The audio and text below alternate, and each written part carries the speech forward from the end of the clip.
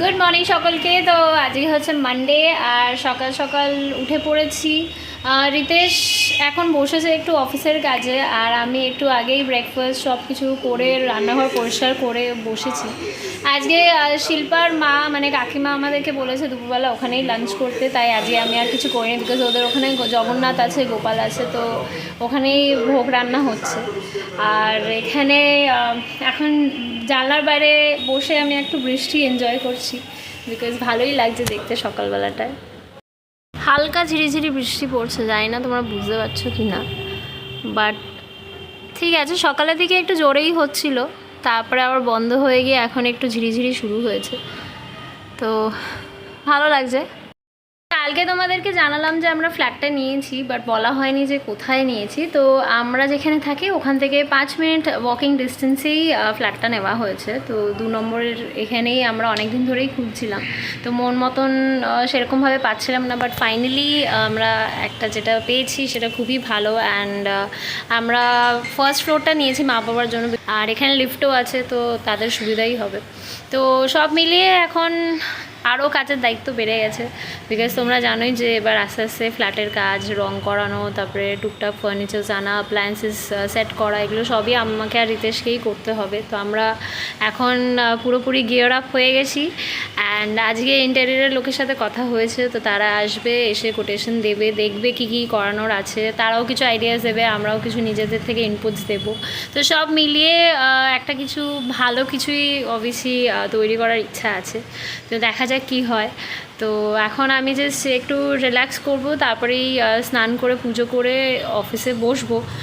তারপরে আবার একটু পরে আমাদেরকে একটু কাকিমার ওখানেও যেতে হবে, মানে শিল্পার বাড়িতে যেতে হবে, ওখানে লাঞ্চ করবো আজকে কাকিমার সাথে। তো বাস এইভাবেই শুরু হয়েছে দিনটা। দুপুরবেলা একটু তাড়াহুড়ো করেই শিল্পার বাড়িতে গিয়ে আমি ভোগ খেয়ে এসেছিলাম, আর রিতেশ যেতে পারেনি, বিকজ ওর পায়ে এখনও একটু ফুলে আছে, ব্যথা করছে, আর তার উপরে ওর কলও চলছিল, তো সেই জন্য ও আর যেতে পারেনি বলে কাকিমা আবার ওর জন্য সব প্যাক করে পাঠিয়ে দিয়েছিল। তো লাঞ্চ করে একটুখানি এসে আমি একটু টুকটাক কাজ ছিল অফিসে, সেটা করছিলাম, করে এখন বাজে হচ্ছে সন্ধ্যে 7টা বাজতে যায়। আর তানিদিদের বাড়িতেও ডেকে পাঠিয়েছে, তানিদিদের বাড়িতেও বড় করে গোপাল পুজো হয়, তো তানিদি বলে দিয়েছে আসতেই হবে, রাশিও ফোন করেছিল, তাই যদিও বা আমি একটুখানি ব্রেক নিয়েই যাচ্ছি, বলেছি তাড়াতাড়ি যাবো তাড়াতাড়ি আসবো। তো সবাই আসছে, বাট রিতেশ আনফর্চুনেটলি যেতে পারবে না, বিকজ অবভিয়াসলি পায়ে ব্যথা আছে ওর, তো এখন কোথাওই অ্যাসাজ বেরোতে চাইছে না। বাট যাই হোক, ওর কলও আছে আই গেস 7:30 থেকেই, তো ওরকমভাবে আর হচ্ছে না, তো অবভিয়াসলি আমাকে এখন একাই বেরোতে হচ্ছে। তো আমি এখন চটপট করে র্যাপিডোটা বুক করবো আর বেরিয়ে যাবো।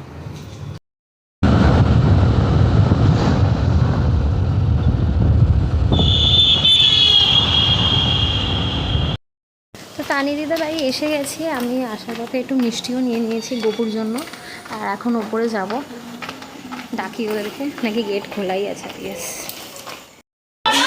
আমরা এসে গেছি, আর এই হচ্ছে এখন এখানে জানলাটা বলো না, বৃষ্টি পড়ছে কি সুন্দর। এই হেলি বৃষ্টি আসবে, এটা ব্লগ করছি, ব্লগ। একটু সাইডটা দিয়ে দাও, সাফা করছে। এই ইউকি আছে, হ্যাঁ এখানে দেখাচ্ছি তোমাদেরকে আমাদের সব পিসি এখন লুচি ভাজার জন্য লিচি কাটছে। বিশ্বনাথ দা, এই যে রাশি আর পূজা সারাদিন ফোনের মধ্যেই ঢুকে বসে থাকে, কোনো কাজ নেই জীবনে।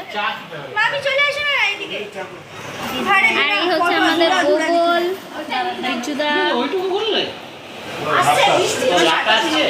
তানিদি ফটো না ব্লগ।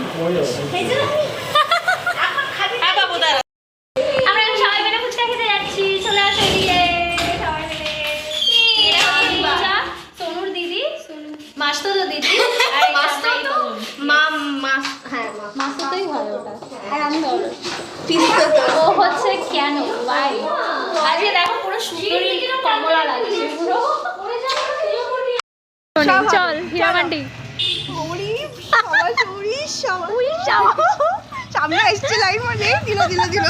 ওই দিদিও এসে গেছে, ওকে রাস্তা থেকে আমরা পাকড়াও করে নিয়ে যাচ্ছি ফুচকা খেতে। হ্যাঁ চাবি আমাদের কাছে আছে, গেট খোলা আছে, তাহলে তুমি চাবিটা নিয়ে যাও, আমরা এলে তুমি গেটটা খুলে দাও। দেখেছো তো কেমন কুড়ে, এই চল চল, পুরো জলের মধ্যে পাটা ভিজে। হ্যাঁ হ্যাঁ জানি না, এখানে গভীর ডিসকাশন চলছে কে কতটা খাবো।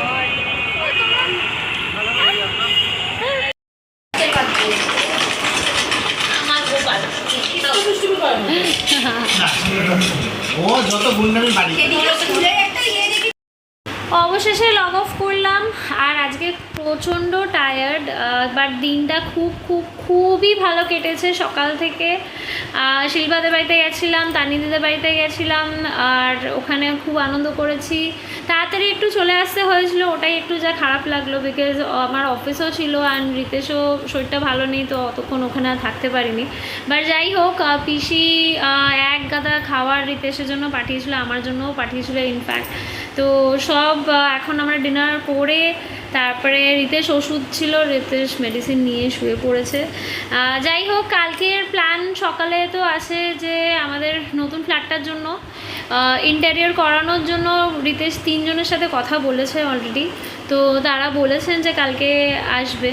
তো এবার যেইভাবে এগোবে তো অবভিয়াসলি সেটা তোমাদের সাথেও আমরা শেয়ার করবো আস্তে আস্তে।